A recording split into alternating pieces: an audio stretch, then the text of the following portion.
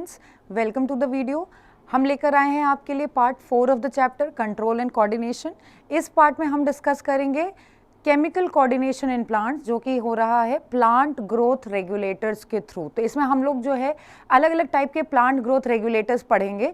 तो आइए स्टार्ट करें हम लोग। देखा जाए तो जो है हार्मोन्स इन प्लांट्स, जो है प्लांट ग्रोथ रेगुलेटर बेटा जो है वो हार्मोन्स हैं प्लांट्स में, और इनको हम लोग जो है बोलते हैं PGRs।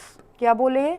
PGRs, that is plant growth regulators. ठीक है, अब देखिए ये जो PGR हैं ये दो तरीके के हैं, प्लांट ग्रोथ प्रमोटर हैं और या तो प्लांट ग्रोथ इनहिबिटर हैं। ठीक, दो तरीके के PGR होंगे। एक जो प्लांट के ग्रोथ को प्रमोट करेंगे, ग्रो करवाने में हेल्प करेंगे, सीड जर्मिनेशन, प्लांट की हाइट बढ़ाने में, फ्रूटिंग में। ठीक है, और दूसरे जो हैं वो ग्रोथ इनहिबिटर्स होंगे, यानी वो जो है अर्ली एजिंग कराएंगे। ठीक है, डॉर्मेंसी इंड्यूस करेंगे, जैसे सीड में डॉर्मेंसी इंड्यूस कर देंगे। तो आइए देखा जाए अलग अलग टाइप के इसमें कौन कौन से हैं। तो सबसे जो हम फाइटो हार्मोन्स, फाइटो वर्ड जो है वो प्लांट के लिए है, तो प्लांट हार्मोन या फाइटो हार्मोन या PGR सारी बातें एक ही हैं। ठीक है, तो सबसे पहले फाइटो हार्मोन की बात करें तो ऑक्सिन की बात करते हैं। ऑक्सिन सबसे पहला जो फाइटो हार्मोन है, ये जो है बेटा, ये डार्विन के सन जो थे, फ्रांसिस डार्विन। ठीक है, डार्विन जो हम लोग इवोल्यूशन में पढ़ते हैं, फादर ऑफ इवोल्यूशनरी बायोलॉजी जो है चार्ल्स डार्विन, उन्हीं के बेटे फ्रांसिस डार्विन थे। ठीक है, इन्होंने एक्सपेरिमेंट किया था ऑक्सिन का, और उन्होंने उसका एक्टिविटी बताया था कि ऑक्सिन क्या करता है। ठीक, तो ऑक्सिन बेटा जो है ग्रोथ प्रमोटर है। Auxin is a growth promoter. ठीक है, auxin is a growth promoter, ये ग्रोथ को प्रमोट करता है। ठीक, ये इलोंगेशन ऑफ स्टेम करेगा। ठीक है, इलोंगेशन ऑफ स्टेम। और क्या करता है ये?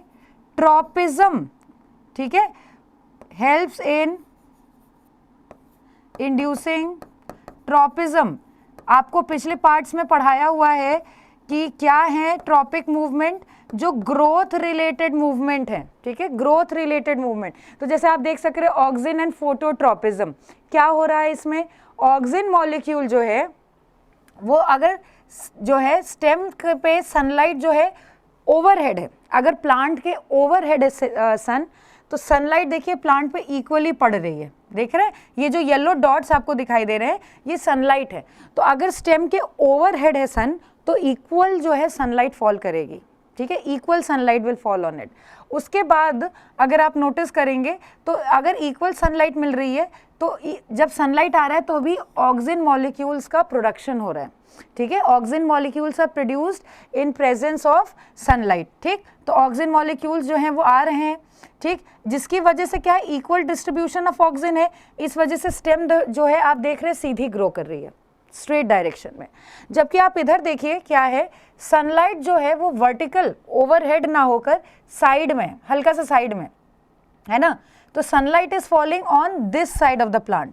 ठीक है, on this side of the plant. ये जो है इल्यूमिनेटेड साइड है, जिधर सनलाइट पड़ती है बेटा उसको हम लोग इल्यूमिनेटेड साइड कहते हैं। ठीक है, तो सनलाइट यहाँ इल्यूमिनेटेड साइड पे पड़ रही है।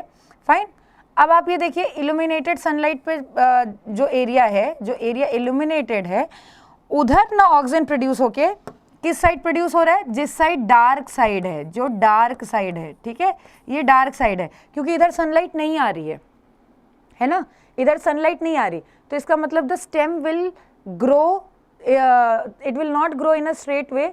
वो जो है एक पॉइंट के बाद बेंड हो जाएगा, क्योंकि ग्रो कर रहा है, दूसरा साइड ग्रो नहीं कर रहा है, तो the stem will bend, the stem will bend. ठीक है, और बेंड किस डायरेक्शन में हुआ? जिधर सनलाइट पड़ी थी। तो ऐसा लगता है कि the plant is growing towards the sunlight.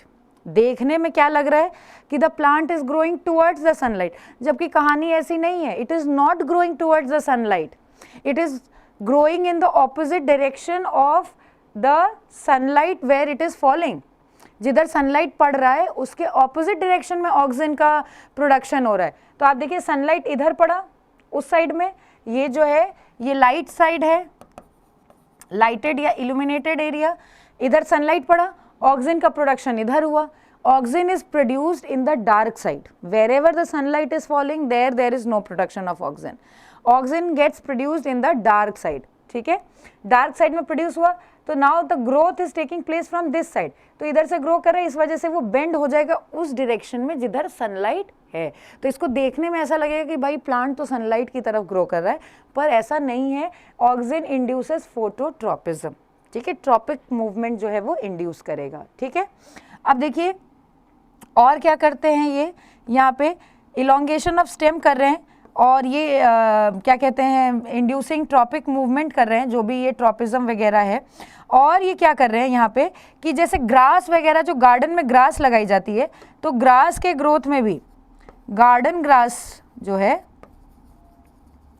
उसको भी ग्रो कराने में हेल्प करते हैं ऑक्सिन्स। ठीक, तो बेसिकली ये ग्रोथ प्रमोटर हार्मोन है। फ्रांसिस डार्विन ने इसकी डिस्कवरी में काम किया था। ठीक है, और बेटा एक जो है ऑक्सिन जो नेचर में अकर करता है, उसका एग्जाम्पल है इंडोल एसिटिक एसिड। ठीक है, indole acetic acid, that is IAA। ठीक है, इंडोल एसिटिक एसिड। ठीक, तो ऑक्सिन एक बड़ी कैटेगरी है, ऑक्सिन एक ग्रुप है, उस ग्रुप के एग्जाम्पल्स होंगे। ऑक्सिन कोई एक हार्मोन नहीं है, it is not just one chemical, it is a group of chemicals which are performing such actions.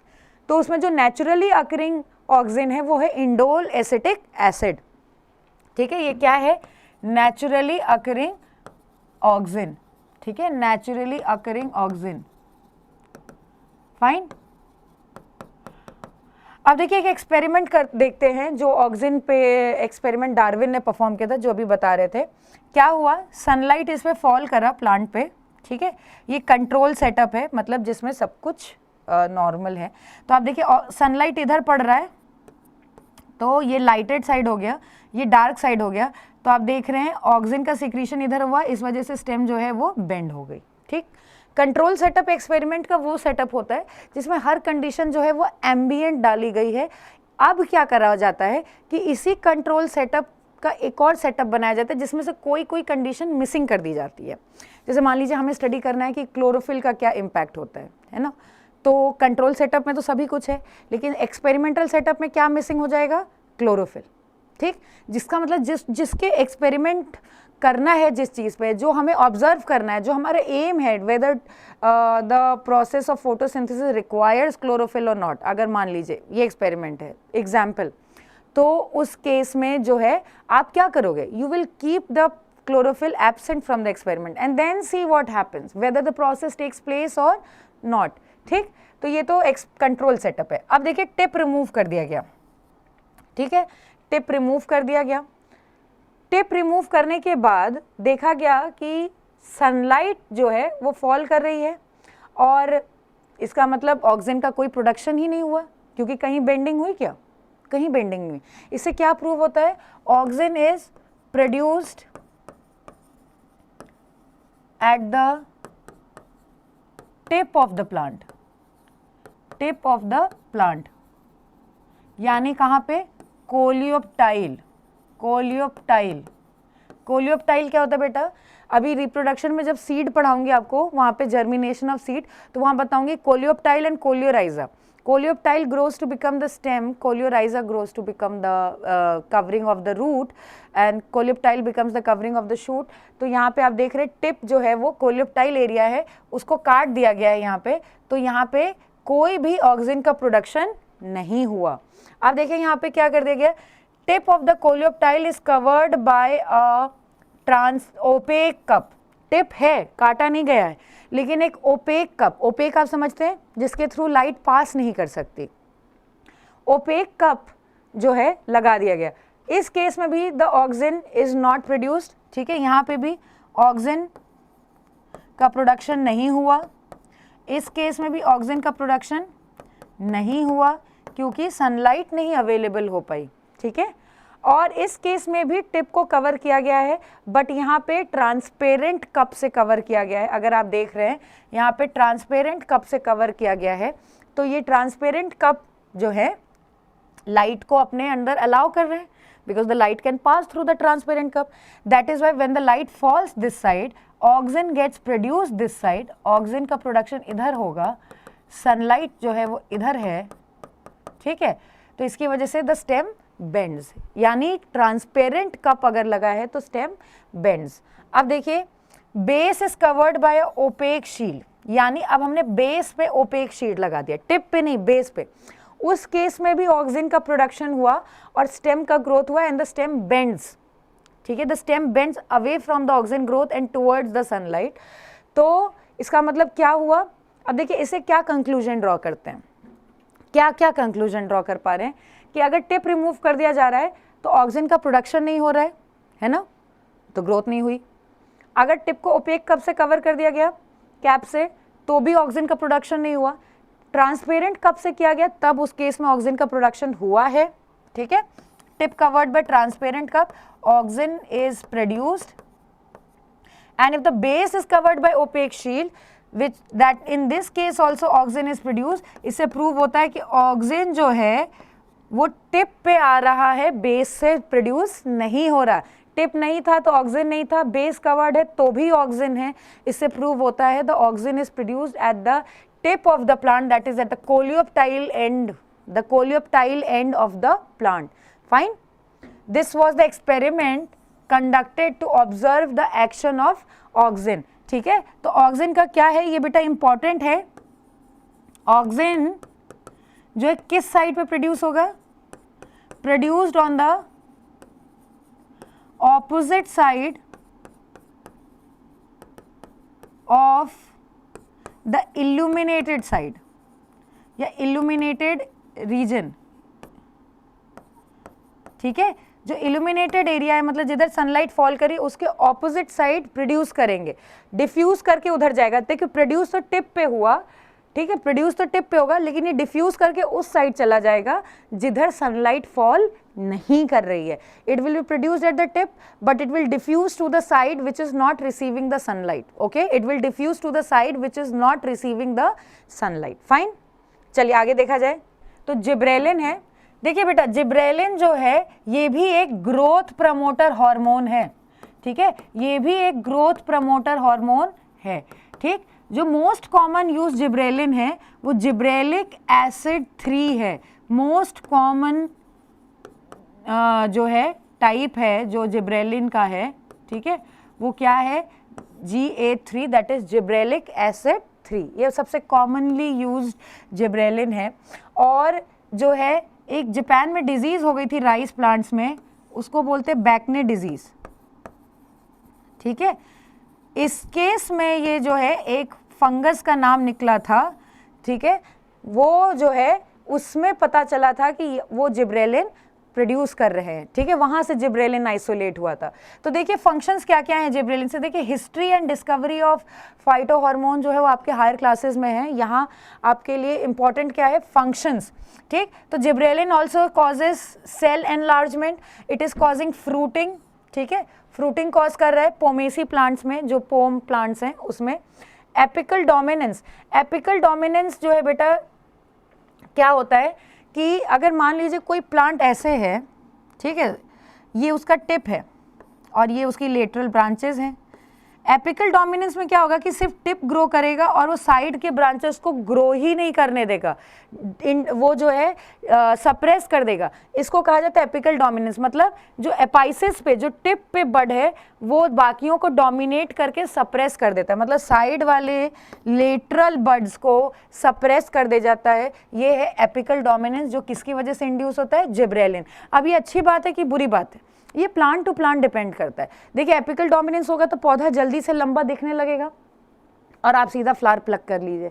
और उसमें जो डिस्ट्रीब्यूशन ऑफ न्यूट्रिएंट है वो भी है कि हाँ ठीक है एक ही प्लांट फ्लावर है उसको जल्दी जल्दी न्यूट्रिएंट मिलेगा, it will immediately form the fruit, तो फ्रूटिंग जल्दी जल्दी होगी. लेटरल में क्या हो जाता है, डिस्ट्रीब्यूशन ज़्यादा करना पड़ता है, इस वजह से फ्रूट साइजेस कम रह जाते हैं.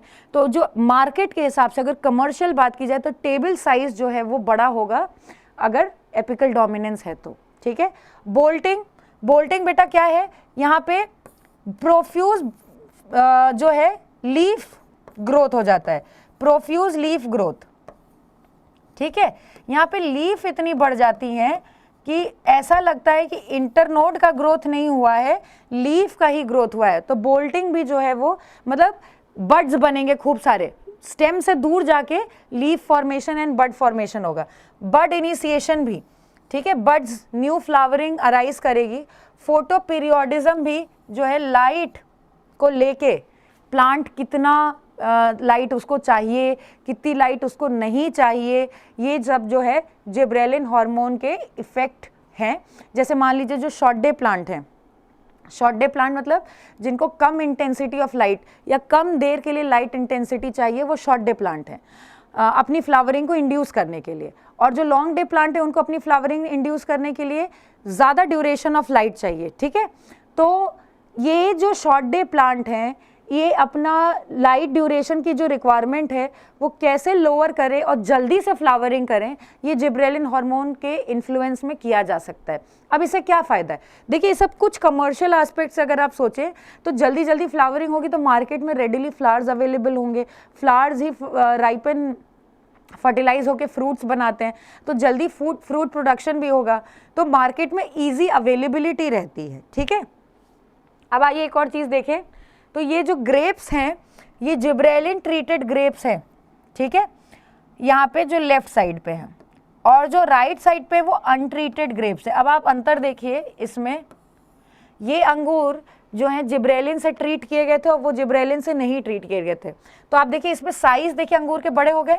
अब जो है कस्टमर अक्सर यही देखता है कि भाई हमें अच्छे बड़े फल चाहिए, दानेदार अच्छा हो। अब साइज़ अगर बड़ा होगा तो देखने में जूसी भी ज़्यादा लगेगा, है ना। अब इस केस में क्या हुआ, छोटे छोटे अंगूर हैं और इनको क्लस्टर से दूर रखा गया है, ये बंच में नहीं है, देखिए इनका बंच नहीं बना, इसी वजह से the grape size has also increased. यहाँ पे ये बंच में रह गए, इसी वजह से प्रॉपर डिस्ट्रीब्यूशन या adequate amount of nutrient supply नहीं हो पाया, इस वजह से साइज़ जो है वो कम रह गया। तो अगर आप किसी फ्रूट का साइज़ भी बढ़ाना चाहते हैं तो कौन सा हार्मोन है, जिब्रेलिन, ठीक है। अब आइए अगला हार्मोन देखा जाए, कौन सा है, साइटोकाइनिन। साइटोकाइनिन देखिए जो एक हार्मोन है जिएटिन, ठीक है, जिएटिन जो है ये नेचुरल साइटोकाइनिन है, नेचुरल साइटोकाइनिन, ठीक है। ये क्या करते हैं साइटोकाइनिन, ये सेल डिवीजन करते हैं, ठीक है।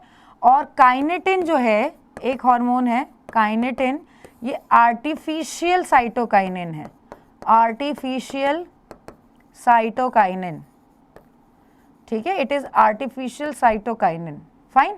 अब आप ये देखिए, यही एपिकल डोमिनेंस की मैं बात करी थी, इस केस में एपिकल डोमिनेंस जो है आप देखिए यहाँ पे है और इस केस में एपिकल डोमिनेंस नहीं है, ठीक है। तो ये देखिए एपिकल डोमिनेंस के केस में पौधा जल्दी लंबा दिखने लगा और टिप ही सिर्फ ग्रो करती गई, साइड्स में ग्रोथ नहीं हुए। यहाँ पे देखिए सारी लेटरल ब्रांचेस ग्रो करी, कोई टिप नहीं ग्रो करके गया, है ना। तो cytokinin induces apical dominance like gibberellin, ठीक है। जिब्रेलिन और साइटोकाइनिन जो है वो क्या इंड्यूस करते हैं, एपिकल डोमिनेंस। ऑक्सिन भी इंड्यूस करता है, ठीक है। अब देखिए यहाँ पे क्या हुआ कि ये जो साइटोकाइनिन है इनका फंक्शन क्या हो गया, सेल डिवीजन, ठीक है, सेल डिवीजन है, स्टेम ग्रोथ या स्टेम इलोंगेशन कह दें यहाँ पे, ठीक। और ये किस में पाए जाएंगे, फाउंड इन कोकोनट वाटर और कहाँ पे, मेज कर्नल,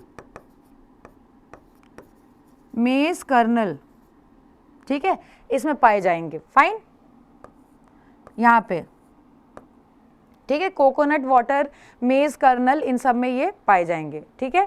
अब अगला देखते हैं, जो अगला हार्मोन है, हाँ एक चीज़ और, साइटोकाइनिन भी बेटा ग्रोथ प्रमोटर ही है, जैसे ये ग्रोथ को प्रमोट कर रहा है तो ये भी ग्रोथ प्रमोटर है यहाँ पे। अब अगला हार्मोन जो है इथाइलिन है, ये एक गैसियस हार्मोन है, ठीक है, ये क्या है, ये एक गैसियस हार्मोन है और अगर देखा जाए तो फॉर्मूला है C2H2, ठीक है, C2H2 इथाइलिन का गैसियस स्टेट में पाया जाता है। अभी अगर आप फोटो देखें तो इसको देखने से क्या लग रहा है, ये एक ओवर राइपेंड बनाना है और ये बनाना जिसकी राइपनिंग अभी शुरू हुई है। हम आजकल जो है देखिए हर मौसम में हर फ्रूट मिल रहा है, कैसे हम ग्रो करा रहे हैं फाइटो हार्मोन्स की मदद से, जिब्रेलिन की मदद से, लेकिन हम वो कच्चे फल खा नहीं सकते ना, तो उनको पकाने के लिए कौन है, इथाइलिन। ठीक है, एक तरह से इथाइलिन को ग्रोथ इनहिबिटर भी कुछ कुछ एक्टिविटीज़ की वजह से माना जाता है, लेकिन ये क्या है, ये जो है कॉजेज राइपनिंग ऑफ फ्रूट, पकना, राइपनिंग ऑफ फ्रूट्स। ठीक है, राइपनिंग ऑफ फ्रूट्स ये कॉज करता है, कौन, इथाइलिन। और ये जो क्लाइमेट्रिक फ्रूट्स हैं जैसे एप्पल हो गया, बनाना हो गया, ये अपने इनके साथ देखिए दूसरे फलों को रख देंगे तो वो भी जल्दी पक जाएंगे। क्यों, क्योंकि ये क्या रिलीज करते हैं, इथाइलिन। ये नेचुरली रिलीज करते हैं इथाइलिन, जो अपने पास रखे हुए फलों को भी पका देते हैं। अब जैसे ये देखिए यहाँ पे ये रखा गया है यहाँ पे, अब यहाँ दोनों ही क्लाइमेट्रिक फ्रूट्स हैं, ये एप्पल रखा हुआ है और बनाना रखा है, बोथ आर क्लाइमेट्रिक, तो both are releasing ethylene and दोनों जो है एक दूसरे की राइपनिंग कॉज कर दे रहे हैं। यहाँ अकेले था तो यहाँ राइपनिंग स्लो थी, यहाँ साथ में हो गया तो यहाँ राइपनिंग क्या हो गई है, फास्ट। तो इथाइलिन जो है वो फ्रूट की राइपनिंग कॉज करता है, एजिंग कॉज करता है, क्या करता है, एजिंग। जबकि जिब्रेलिन जो है वो क्या करता है, वो डिले करता है एजिंग। एजिंग को हम लोग वर्ड यूज करते हैं senescence, the word we use for ageing is senescence. तो जिब्रेलिन डिलेज सेनेसेंस, वो फलों को देर तक पेड़ पे रहने देता है, ठीक है, जल्दी पकने नहीं देता। इससे क्या फायदा हुआ, इससे किसान का फायदा हुआ या नुकसान हुआ। देखिए जैसे मान लीजिए कि ये सीजन है मैंगो का, तो इस टाइम मार्केट में मैंगो अवेलेबल है रेडिली, तो सस्ता बेचना पड़ेगा, है कि नहीं। लेकिन अगर मान लीजिए ऐसे सीजन में आप मैंगो ले आए जब मिलता नहीं है, तो उस समय आप ओवर प्राइस बेच सकते हैं इसको। जिब्रेलिन यही अपॉर्चुनिटी देता है फार्मर्स को, आप अपने फ्रूट्स को डिले करिए, आधे बेच दीजिए, नो वरीज, आप बेचिए, कोई प्रॉब्लम नहीं है, आप आधे बेचिए सीजन में, बाकी बचा के रखिए, आप उस बेचिएगा जब सीजन एंड हो जाएगा, जब आप अपने मार्केट में उसको ओवर प्राइस या थोड़ा सा बेटर प्राइस करके बेच सकते हैं। तो gibberellin delays ripening and ethylene promotes ripening, fine. तो दोनों जो है वो क्या हो गए एक दूसरे के राइपनिंग के केस में एंटागोनिस्टिक, ठीक है। जिब्रेलिन और इथाइलिन क्या हो गए, एंटागोनिस्टिक, ठीक है, एंटागोनिस्टिक, फाइन। अब देखिए अगला जो हार्मोन है वो है एब्सिसिक एसिड। एब्सिसिक एसिड बेटा स्ट्रेस हार्मोन कहलाता है, इसको हम लोग जो है स्ट्रेस हार्मोन कहते हैं। क्यों, अब पौधे को किसी बात का स्ट्रेस नहीं है, उसको किस बात का स्ट्रेस, हम इसको स्ट्रेस हार्मोन इसलिए कहते हैं क्योंकि जैसे स्ट्रेस कंडीशन हो गया, पानी की कमी हो गई सॉइल में, या क्लाइमेट जो है एकदम से खराब हो गया मौसम, तो ये प्लांट्स की ग्रोथ को स्लो डाउन कर देता है, उनको डॉर्मेंट बना देता है, और इसी वजह से इसको स्ट्रेस हार्मोन कहते हैं, ठीक। तो ये क्या क्या करता है, ये जो है बेटा ये ग्रोथ इनहिबिटर है, ये क्या है, ग्रोथ इनहिबिटर, ठीक है, ये क्या है, ग्रोथ इनहिबिटर। और ये क्या करता है, ये जो है क्लोजर ऑफ स्टोमेटा करेगा, कब करेगा, अपॉन अनअवेलेबिलिटी ऑफ वाटर, जैसे ही पानी की कमी होगी उसके एब्सेंस में ये जो है स्टोमेटा को क्लोज कर देगा, ठीक। Induces seed dormancy, induces seed dormancy, seed को डॉर्मेंट रहने देगा, जर्मिनेट तब तक नहीं होने देता है जब तक कंडीशन फेवरेबल नहीं हो जाते। तो ये क्या है, ग्रोथ इनहिबिटर, क्या है ये, ग्रोथ इनहिबिटर। जबकि साइटोकाइनिन जो है वो ग्रोथ प्रमोटर हार्मोन है, ऑक्सिन जो है ग्रोथ प्रमोटर है, जिब्रेलिन जो है वो ग्रोथ प्रमोटर है, इथाइलिन और एब्सिसिक एसिड जो है वो ग्रोथ इनहिबिटर हो जाते हैं, ठीक है। तो आइए देखा जाए क्या है पीजीआरस, एक समरी देख लिया जाए। प्लांट ग्रोथ प्रमोटर क्या क्या करते हैं, cell division, cell enlargement, tropic growth, flowering, seed formation. Examples हैं ऑक्सिन, जिब्रेलिन एंड साइटोकाइनिन, ठीक है। सेल डिवीजन कौन कर रहा था, साइटोकाइनिन, ठीक। सेल एनलार्जमेंट कौन कर रहा था, auxin and cytokinin. Tropic growth auxin, flowering gibberellin,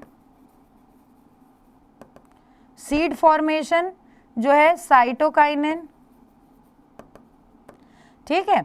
और यहाँ पे देखिए जो प्लांट ग्रोथ इनहिबिटर्स हैं ये क्या है, डोरमेंसी ऑफ सीड इंड्यूस कर रहे हैं ABA that is abscisic acid, stimulate abscission, abscission मतलब फॉलिंग ऑफ ओल्ड लीव्स, जब पत्तियां बूढ़ी हो जाती हैं सूख जाती हैं तो पेड़ों से झड़ जाती हैं तो एब्सिशन कहलाता है, ये भी ABA करता है। रेस्पॉन्स टू वुंड्स ये ethylene, response to biotic abiotic stresses ABA ये भी है, ठीक। एग्जाम्पल्स हो गए abscisic acid and ethylene, fine. तो आप एक बार जो है और देखिए इसमें देखिए इस टॉपिक से बोर्ड में हार्डली 1 क्वेश्चन आएगा, वो भी ऑक्सीजन वाला, ठीक है। तो उसी को ज़्यादा ध्यान से पढ़िए, उसी से रिलेटेड क्वेश्चन को भी प्रिपेयर करिए, ठीक है। अब आइए कुछ क्वेश्चन देखें इससे रिलेटेड। आइए देखा जाए, 4 seedlings of equal size and length are taken and given different treatments. Plant peat tip is not removed, tip not removed, nothing applied, okay. Tip removed, nothing applied. Tip removed, gelatin black was placed on the cut edge, gelatin block. Tip removed, gelatin block with auxin was placed on the cut edge. What would be the correct order of growth rate? ठीक है, fine. अब देखिए यहाँ पे कि tip remove nothing applied, Q जो है वो सबसे लास्ट में आएगा, तो ये ऑप्शन तो है चला गया क्योंकि यहाँ पे कुछ भी नहीं है ना। टिप रिमूव हो गया तो ग्रोथ ही नहीं है, ठीक है। Tip remove gelatin block was placed on the cut edge, Q से पहले आर आएगा, तो ये देखिए क्यू से पहले आर आ गया ये, ठीक है।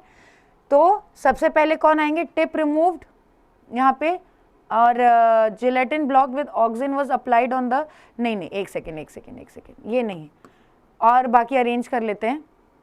यहाँ पे टिप रिमूव नथिंग अप्लाइड जो है सबसे ज़्यादा, tip not remove nothing applied सबसे ज़्यादा ग्रोथ होगा, तो पी का, पी के बाद एस का होगा, एस के बाद tip remove nothing applied and gelatin block was applied on the cut edge, दोनों में ही ग्रोथ नहीं होगी, तो PSQR ये होगा, ठीक है। PSQR जिसको क्रॉस किया था वही करेक्ट आंसर हो गया। चलिए, phototrophic and geotropic response of a plant is under the control of following hormone, ठीक है।